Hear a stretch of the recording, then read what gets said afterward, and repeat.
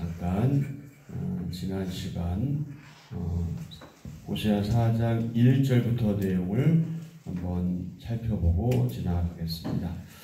호세아 4장 1절부터 10절의 주제는 하나님을 아는 지식이 죄를 멀리하게 합니다. 그래서 북이스라엘에는 진실도 없고 인애도 없고 저주와 살인 등 죄악만 가득했지요. 하나님은 그 땅이 슬퍼하며 거기 사는 모든 것이 쇠잔할 것이다, 이렇게 말씀하십니다.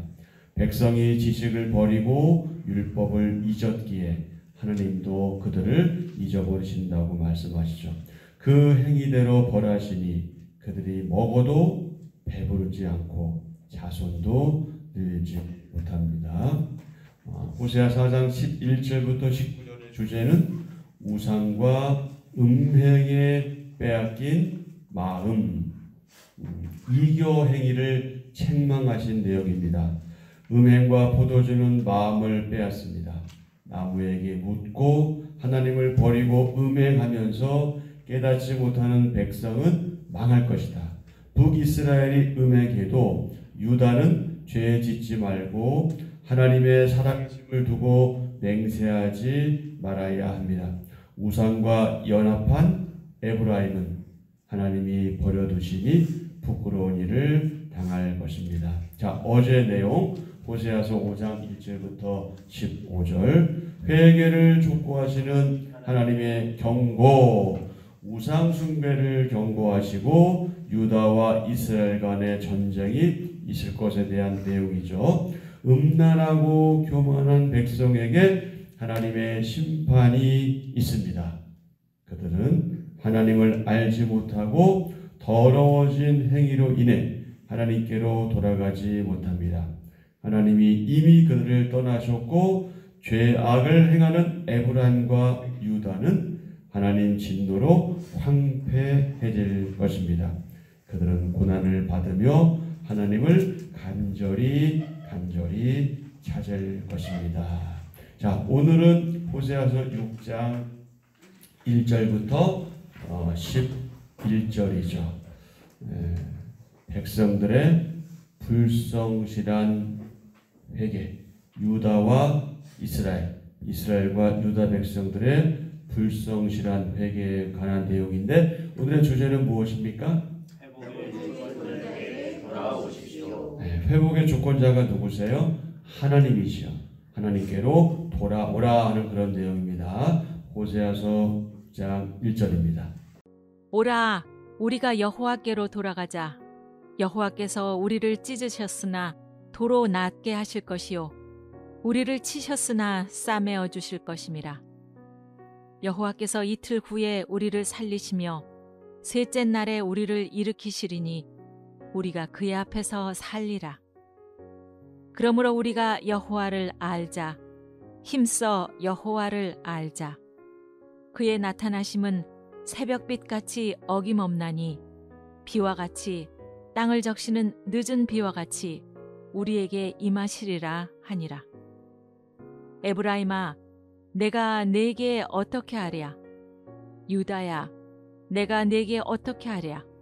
너희의 인애가 아침 구름이나 쉬 없어지는 이슬 같도다.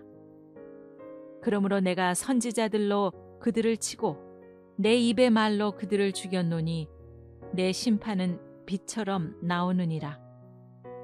나는 인애를 원하고 제사를 원하지 아니하며 번제보다 하나님을 아는 것을 원하노라. 그들은 아담처럼 언약을 어기고 거기에서 나를 반역하였느니라. 길르앗은 악을 행하는 자의 고을이라 피 발자국으로 가득 찼도다. 강도 떼가 사람을 기다림같이 제사장의 무리가 세겜 길에서 살인하니 그들의 사악을 행하였느니라. 내가 이스라엘 집에서 가증한 일을 보았나니 거기서 에브라임은 음행하였고 이스라엘은 더럽혀졌느니라. 또한 유다여, 내가 내 백성의 사로잡힘을 돌이킬 때에 내게도 추수할 일을 정하였느니라. 아멘. 오늘의 말씀 요약입니다. 호세아는 하나님께로 돌아가자고 호소합니다. 하나님은 자기 백성을 찢으셨으나 다시 낫게 하시고 살리시며 일으키실 것입니다. 그러니 새벽빛같이 나타나시는 하나님을 힘써 알며 그분께로 돌아가야 합니다. 하나님은 제사가 아니라 인내를 원하며 번제보다 하나님 아는 것을 원하십니다. 아멘. 자, 오늘 본문은 크게 두 가지로 구분할 수가 있습니다. 1절부터 3절, 4절부터 11절. 먼저 1절부터 3절의 주제는 다시 살리시는 하나님. 다시 살리시는 하나님. 하나님은 상처 입은 백성을 치료하시고 살리시는 분이십니다. 특별히 우리 사람들과 병과 관련하여 하나님은 어떤 하나님이시냐? 치료하시는 하나님이시다. 회복시키시는 하나님이시다. 그래서 이 치료하시는 하나님을 여호와 라파 이렇게 표현하지요. 그분은 상하게도 하시고 살리기도 하시며 찢기도 하시고 싸매어 주기도 하십니다. 자, 1절과 2절. 오라 우리가 여호와께로 돌아가자. 여호와께서 우리를 찢으셨으나 도로 낫게 하실 것이요 우리를 치셨으나 싸매어 주실 것입니다.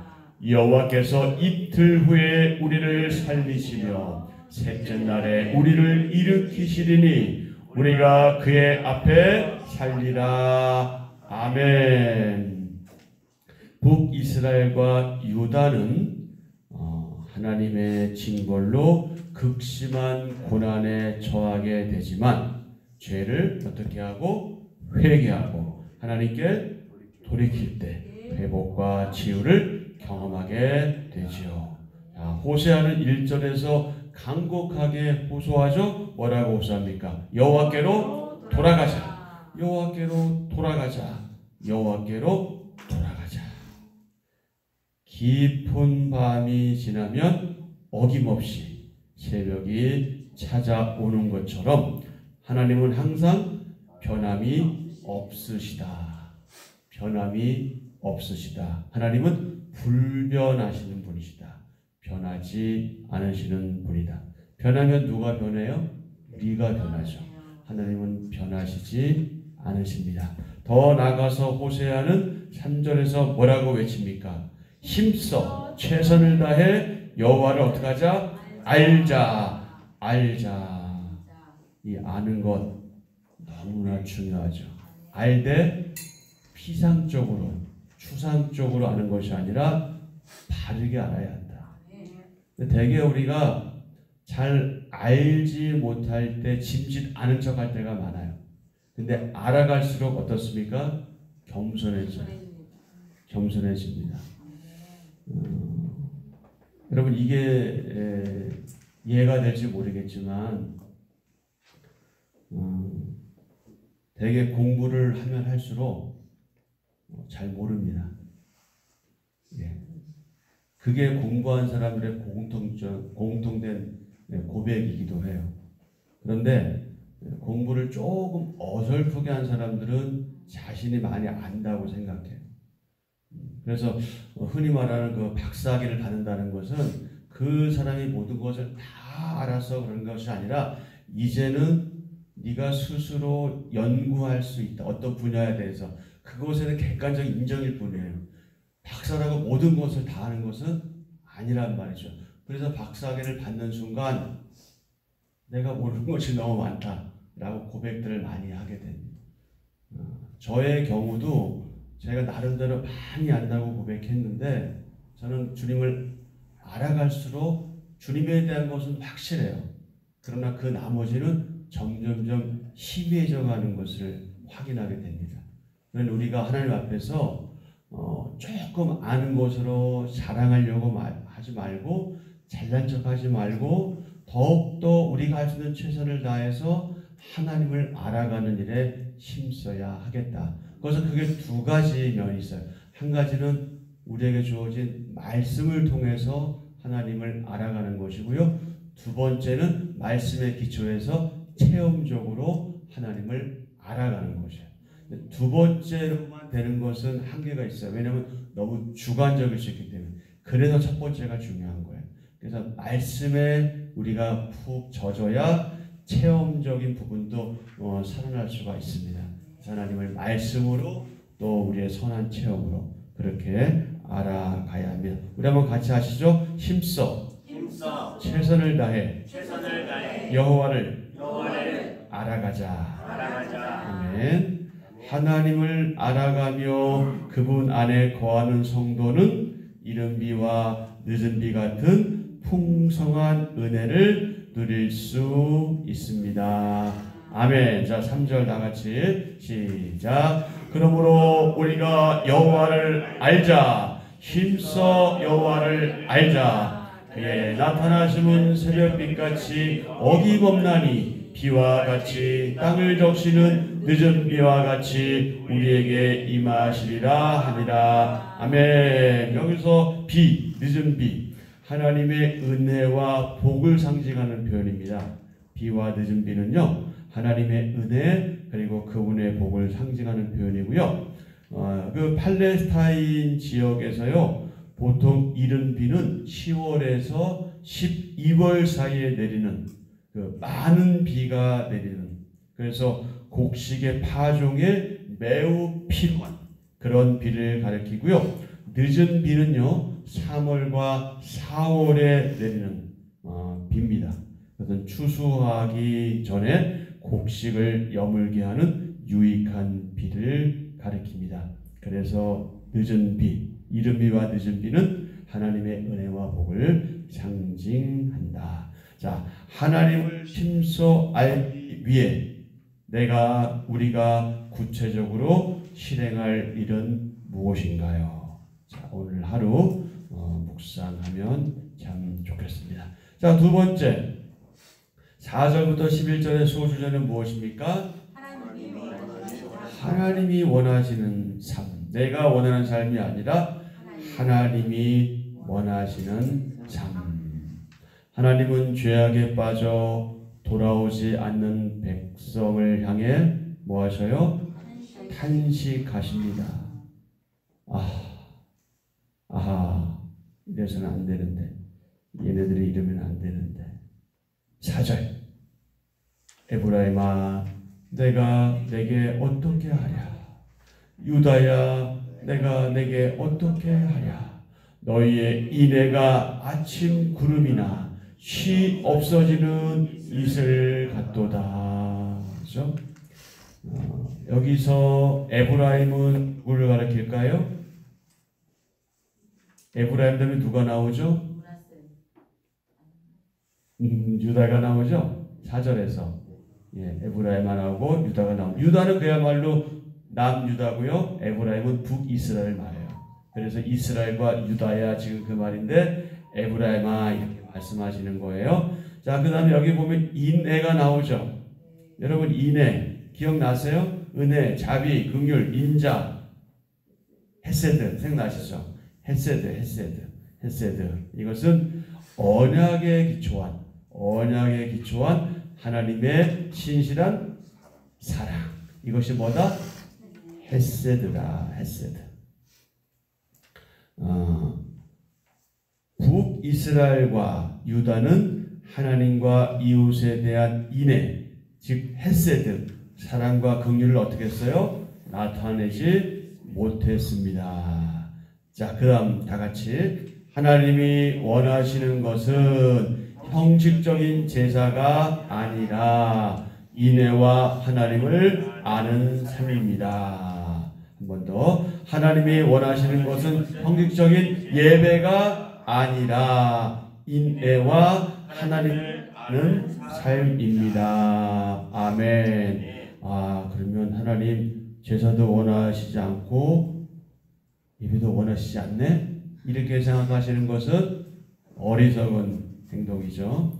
그것을 의미하는 것이 아닌 줄 여러분이 아시잖아요. 인애와 하나님을 아는 삶을 뭐 하는 거예요? 강조하는 것이죠. 이것이 너무나 중요하다. 그래서 이것이 기초가 안 돼 있으면 그 예배는 하나님이 받으시는 예배가 아니기 때문에 지금 이 말씀을 하시고 있는 겁니다.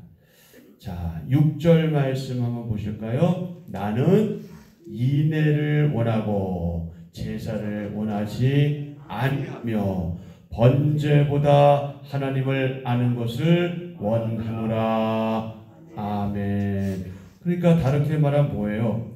인애를, 그러니까 헤세드가 있고 백성들에게, 오늘 저와 여러분에게 이것이 있고 하나님을 바르게 안다면 제사도 번제도 다 하나님께서 어떻게 하신다는 거예요? 받으신다는 거예요. 그러니까 우리 삶의 우선순위에 있어서 예배하는 삶은 너무나 중요한데, 이 중요한 것이 빠져 있으면 하나님 마음이 슬프신 거죠. 말하자면 불편하신 거예요. 그러니까 우선순위가 무엇인지 우리는 항상 기억할 필요가 있고요. 그리고 여러분 여기서 오해하시면 정말 안 되는데, 아 내가 잘 못하네, 그러니 오늘 예배 못하겠어, 이러시면 이거 안 되는 거예요. 그럴지라도 하나님 앞에 나오셔야 하는 겁니다. 왜냐하면 하나님께서는 우리가 알지 못하는 사이에 또 은혜를 베푸시고 깨닫게 하시기 때문에 자꾸 내 생각에 지배당해서 자기가 판단을 생각하면 안 됩니다. 자, 그러나 백성은 에덴 동산에서 불순종한 아담처럼 하나님을 반역했습니다. 7절, 그들은 아담처럼 언약을 어기고 거기에서 나를 반역하였느니라. 참 안타까운 일이죠. 아담 이후로 모든 인간들에게서 그대로 나타납니다. 여러분, 아담의 아들 누구? 바로 가인이 그랬죠.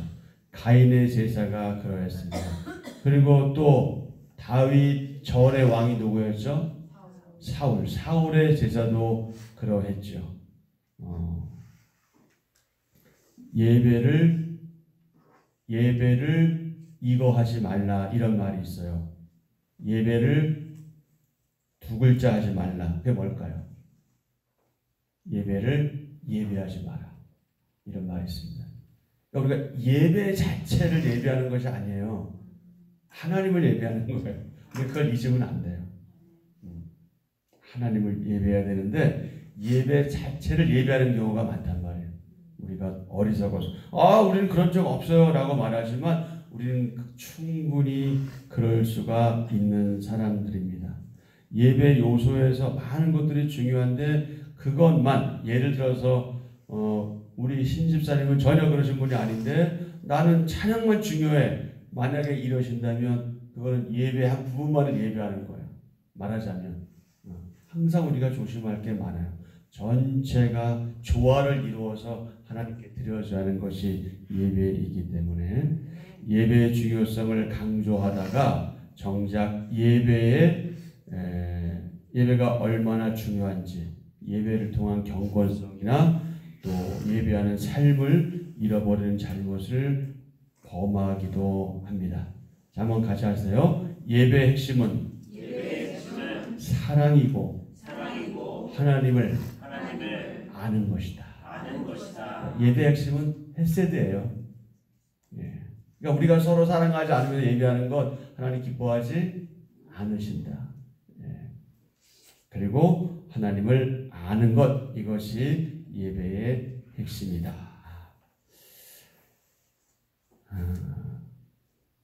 그들 삶의 자리에는 하나님은 없고 우상과 가증한 일만 있었습니다.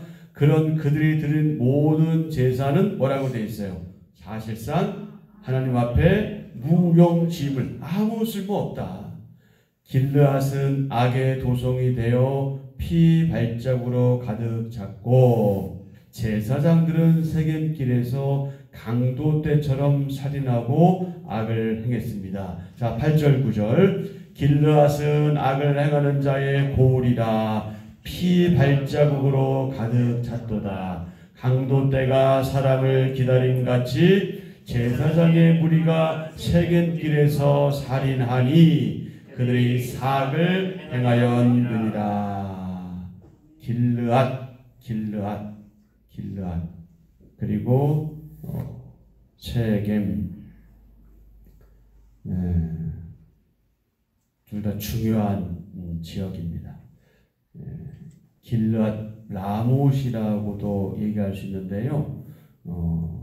길르앗은 도피성으로 지정된 지역이에요. 도피성은 범죄한 죄인들이 도피성에 피해 있다가 다시 회복되는 그런 성이잖아요. 그런데 뭐라고 표현되어 있어요? 길르앗은 악을 행하는 자의 고을이라고 되어 있어요. 얼마나 악을 행할수록 피 발자국으로 가르쳤다. 이 표현이 얼마나 끔찍합니까? 피 발자국으로 가르쳤다는 뭘 의미하겠어요? 현상적으로 볼 때 얼마나 살인이나 이런 것들이 많았으면 이 발자국이 피겠어요. 그 정도로 지금 죄악이 관영한 것을 표현하고 있잖아요. 9절에서는 강도떼가 사람을 기다린 같이 누가? 세상에. 오늘날로 말하면 목회자죠. 우리 장로님들도 포함해서. 이런 종교 지도자들의 무리가 세겜길에서 뭐 한다고요? 살인한다. 그들이 사악을 행한다. 이렇게 표현하고 있잖아요. 그러니까 세겜길이 의미하는 것은 뭐냐면 세겜길은요, 생명을 구하기 위해 도피성을 향해 나 있는 길, 이것을 말합니다. 그러니까 길르앗이나 세겜길에서 지금 악한 일들이 벌어지고 있음을 지적하고 있는 것이죠. 자, 10절 말씀 보면 내가 이스라엘 집에서 가증한 일을 보았나니, 거기서 에브라임은 음행하였고 이스라엘은 더럽혀졌느니라. 가증한 일이 뭡니까? 몹시도 싫어하고 괘씸하게 여기는 일인데 두 가지죠. 하나는 에브라임이 음행했다. 이스라엘은 더럽혀졌다. 에브라임과 이스라엘은 같다고 그랬잖아요. 그러니까 지금 이스라엘 죄악이 엄청나게 크다는 것을 강조하고 있어요. 그 죄는 뭐냐? 한마디로 말해서 우상숭배다. 그것을 말씀하고 있습니다. 자, 마지막으로 다 같이요. 우리는 날마다 하나님을 알아가고 인애를 행함으로 이 땅에 하나님의 뜻을 실현하는 성도가 되어야 합니다. 아멘. 신앙과 삶이 분리되지 않도록 내가 겸손히 순종할 일은 무엇인가요? 오늘 또 하루 동안 묵상해 보시기 바랍니다. 같이 묵상했으면 좋겠습니다. 자, 함께 하실까요? 힘써 여호와를 알자. 우리는 진정으로 하나님께 돌이켜 가까이 나아가기를 힘써야 합니다. 순간적인 어떤 감정이나 어떤 도치로 인한 고백을 하나님은 가증하게 여기실 수도 있습니다. 하나님은 백성이 회개하기를 기다리고 계십니다. 그들이 마음으로 돌이켜 하나님을 사랑하고 그분을 섬기면 은혜를 베푸시지만 끝까지 죄를 고집하면 징계하십니다. 하나님은 백성이 돌아오기를 기다리고 계십니다. 마음을 다해 진실하게 회개하고 그분께 나아가 그분을 힘써 알려고 노력하면 회복의 은혜를 누리게 될 겁니다. 다른 대상을 의지하는 하나님 백성은 그분의 은혜를 누릴 수 없습니다. 마음을 돌이켜 하나님께 가까이 나아가야 하나님께 보호받을 수 있습니다. 힘써 여호와를 알려는 노력이 우리의 일시적인 결심으로 그쳐서는 안 됩니다. 우리는 삶의 매 순간마다 진정으로 하나님을 알아가려고 힘써야 합니다. 그럴 때 큰 은혜를 누리게 될 겁니다. 이런 은혜가 우리 모두에게 있기를 기대하고 축복합니다. 힘써 여호와를 알자. 자, 한 절 묵상입니다. 하나님 마음을 기쁘시게 하는 최고 행위는 경건한 믿음으로 사는 것입니다. 경건한 믿음이란 하나님을 자기 삶의 목적과 경배 대상으로 삼고 그 고백을 거룩한 삶의 행위로 증명하는 것입니다. 경건한 삶이 동반되지 않는 예배, 하나님에 대한 지식이 결여된 예배는 가인의 제사와 같아서 하나님이 받지 않으십니다. 성도는 언제나 하나님을 예배하기 전에 거룩함에 기초한 사랑과 하나님을 아는 지식이 있는지를 점검해야 합니다. 아멘. 아멘. 오늘의 기도 함께 드립니다. 하나님, 매일 떠오르는 태양처럼 때마다 쏟아지는 비처럼 하나님은 어김없이 저와 함께 하심을 믿습니다. 무엇보다 하나님을 알고 하나님 사랑을 이웃에게 흘려보내는 일에 마음을 쏟게 하소서. 제 삶의 우선순위가 하나님 뜻을 이루는 것이 되게 하소서. 예수님의 이름으로 기도합니다. 아멘. 아멘. 자, 오늘의 이 말씀과 관련해서 여러분 기도하시고요. 특별히 힘써 여호와를 알아가는 하나님 자녀들 되길 위해서 더 기도하시면 좋겠습니다. 요즘에 TV 뉴스를 보던 신문을 보던 참 많이 답답합니다. 정말 답답합니다. 우리가 왜 어떻게 저런 사람들을 참 국회의원으로 뽑았는지 후회도 되고 참 답답합니다. 그런데 뭐 어떡하겠습니까? 하나님 믿지 않는 무리들이 하는 일이란 그렇죠. 대통령과 정치인들이 하늘을 두려워하고 국민들의 종복으로 거듭날 수 있기를 위해서 기도하시고요. 하나님께서 정말 특단의 조치를 내리시기 전에 정말 이 정치인들이 제발 좀 정신 차리기를 여러분 기도하십시오.